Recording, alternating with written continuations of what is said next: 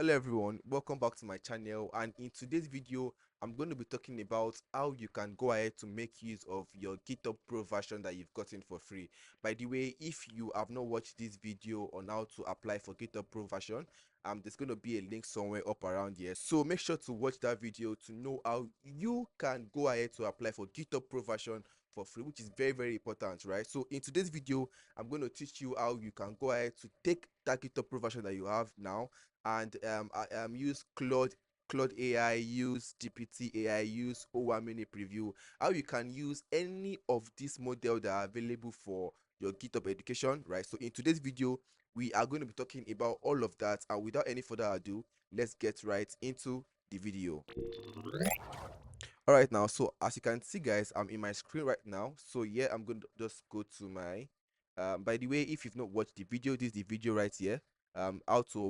How to get access to GitHub Pro and Copilot for free. So if you've not watched that video, please do well to check it out. It's very important to actually follow up with this video, right?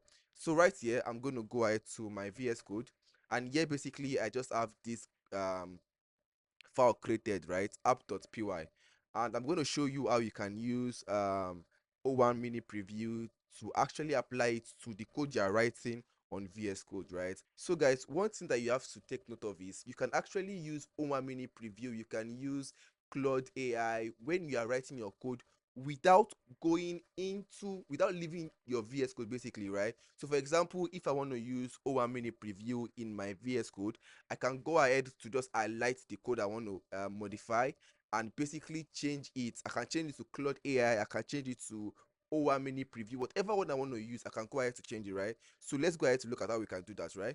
So in my VS Code here, and I just created a simple file which is app.py. So let me go ahead to zoom this so you guys can see very well. So press Ctrl plus so you guys can just see it very well, right?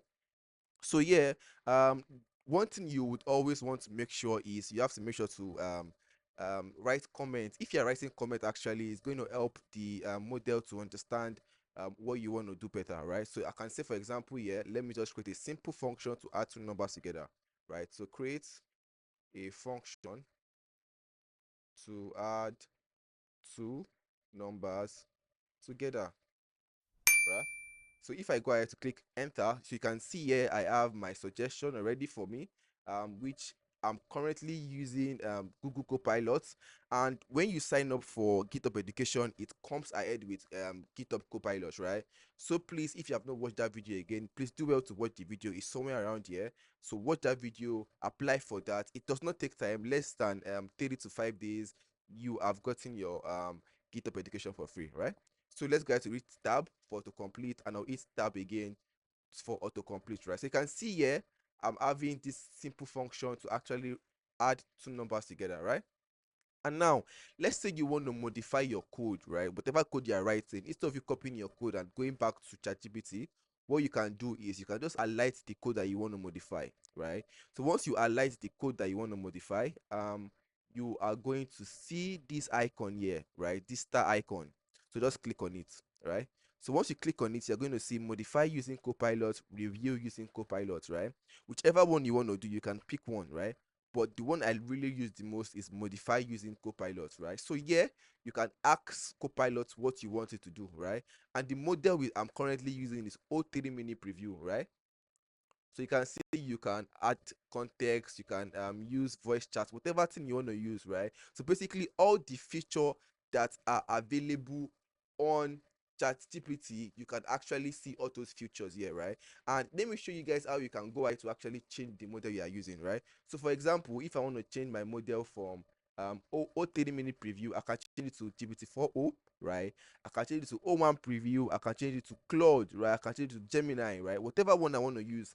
And this is the beauty of basically using Copilot inside your VS Code, right? So let me just say um I'll just say modify the function to take into default params 2 and 3 respectively,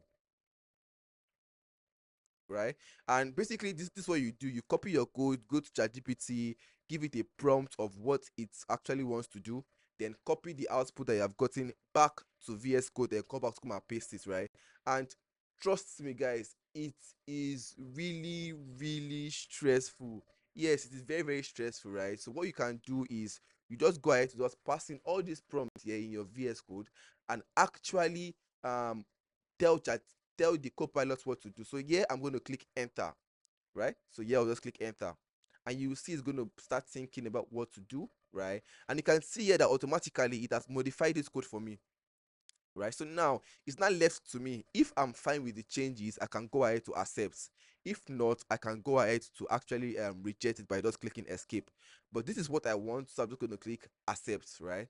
And you can see how easy it is to actually use Copilot, either over mini preview, whatever you're using inside your VS Code, right? So one thing that I also want to show you guys is you can actually go ahead to chat with this also, right? So I can open this box right here. So on this icon, you see Copilot, right? So let me just click Command minus to just zoom out a little bit, right? And let me adjust my face here to the second side, right? So now, what can we see here? You will see that here we can go ahead to ask different ones. If I click on slash, I can tell you what to do: explain, fix, search, schema, query, right? It's going to have access to our file, right? So you can see here currently is saying app.py because that's the current file that we selected. And here also I can change the model, right? I can change O1 preview. And to actually get O1 preview, you are going to need the pro version when you are using ChatGPT, right? So once you apply for GitHub Pro version, you actually have access to all of this here in your VS Code, right?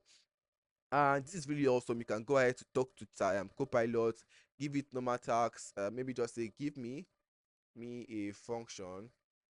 Let me just say function to take two numbers and return the subtraction, right? So you can see it's giving me the function. Basically, I can copy this instead of switching my tabs and just come here, click enter, then paste it here. You can see how easy it is to actually take your code, interact it within your VS Code itself without moving out, right? So guys, I hope you got to understand how you can actually use O1 mini preview, Claude AI, Gemini, whatever model you want to use, by just having access to GitHub Pro version, right? And this is basically for free without paying for any dime, right? You just need some certain information to apply for those to apply for GitHub Pro version. And basically all you need to know is that you can have access to that pro version that you have to pay for, right? So something that you have to pay for $20 or $200 if you want to have access to O1 preview mini, or you want to have access to higher OpenAI models, you actually have to pay for it. But if you're a student, you can go ahead to apply for GitHub Pro version, and you're going to be doing all of this for free, right? So with that being said, I hope you guys enjoyed today's video. So if you find this video very informative and interesting, make sure to share to your friends. Let them know that they can have access to these larger models for free without paying for a dime. And I'll see you guys in the next video. Bye bye.